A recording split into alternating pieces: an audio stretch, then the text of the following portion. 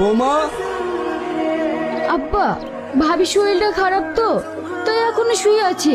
কি রে সামাদ, বৌমার শরীরটা খারাপ, ওষুধ এনে দিসনি? না আব্বা, তেমন কিছু হয়নি। তাই বললে হয়? এই সময় একটু আলাদা যত্ন নেওয়ার দরকার। বাজার থেকে একটু ফল টল এনে দিবি, তা নয়? আব্বা চালাও। সামাদ, শ্রাবণী বড় হয়েছে, ওর বিয়েটা খুব দরকার। আব্বা, ও নিয়ে তুমি কোনো চিন্তা করো না। মতির ভাইয়ের সঙ্গে কথা হয়ে গিয়েছে, আমি কালই বাইরে চলে যাব।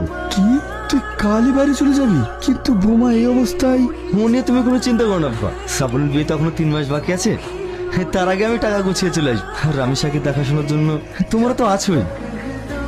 ভাই, ভাবি ডাকছে।